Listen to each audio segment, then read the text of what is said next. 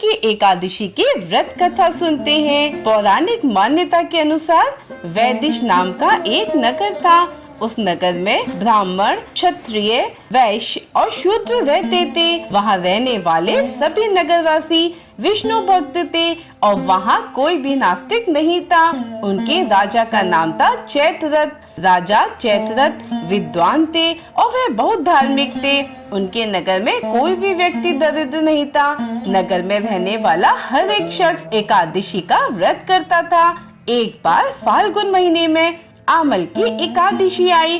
सभी नगरवासी और राजा ने ये व्रत किया और मंदिर जाकर आंवले की पूजा की और वहीं पर रात्रि जागरण किया। तभी रात के समय वहाँ एक बहेलिया आया जो कि घोर पापी था, लेकिन उसे भूख और प्यास लगी थी, इसलिए मंदिर के कोने में बैठकर जागरण को देखने लगा और एकादशी महात्म्य की कथा सुनने लगा। इस तरह पूरी रात बीत गई। नगरवासियों के साथ बहेलिया भी पूरी रात जागा रहा। सुबह होने पर सभी नगरवासी अपने घर चले गए। बहेलिया भी घर जाकर भोजन किया, लेकिन कुछ समय के बाद बहेलिया की मौत हो गई। हालांकि उसने आमल की एकादशी व्रत कथा सुनी थी और जागरण भी किया था, इसलिए वह राजा विदुरथ के घर जन्म लिया। राजा ने उसका नाम वसुरथ रखा। बड़ा होकर वह नगर का राजा बना। एक दिन वह शिकार पर निकला, लेकिन बीच में ही मार्ग भूल गया।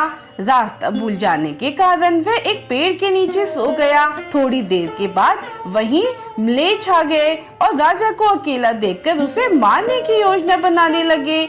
उन्होंने कहा कि इसी राजा के कारण उन्हें देश निकाला दिया था, इसलिए हमें इसे मार देना चाहिए। इस बात से अनजान राजा सोता रहा। म्लेच्छों ने राजा पर हथियार फेंकना शुरू कर दिया, लेकिन उनके शस्त्र राजा पर फूल बनकर गिरने लगे। कुछ देर के बाद सभी म्लेच्छ जमीन पर मृत पड़े थे। वहीं जब राजा की नींद खुली तो उन्होंने देखा कि कुछ लोग जमीन पर मृत पड़े हैं। राजा समझ गया कि वह सभी उसे मारने के लिए आए थे, लेकिन किसी ने उन्हें ही मौत की नींद सुला दिया।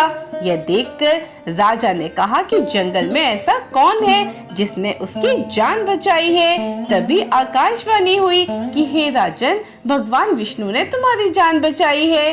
तुमने पिछले जन्म में आमल की एकादशी व्रत कथा सुना था और उसी का फल है कि आज तुम शत्रुओं से घिरे होने के बावजूद जीवित हो। राजा अपने नगर लौटा और सुखी पूर्वक राज करने लगा और धर्म के कार्य करने लगा। आमल की एकादशी पर क्या हमें नहीं करना चाहिए? इस दिन लहसुन, प्याज, मसूर की दाल, गाजर, शलजम, गोभी, पालक, मांस, मदिरा का सेवन नहीं करें। एकादशी के दिन बाल ना कटवाएं और ना नाखून काटें। एकादशी के दिन चावल नहीं खाना चाहिए। इस दिन गुस्सा भी ना करें और मधुर वाणी बोलें। बल्कि एकादशी पर क्या करना चाहिए? इस दिन व्रत का पालन करें। तुलसी पत्र भगवान विष्णु को चढ़ाएं। पीले फूल, माला, पीला चंदन और तुलसी जल भी चढ़ाना चाहिए।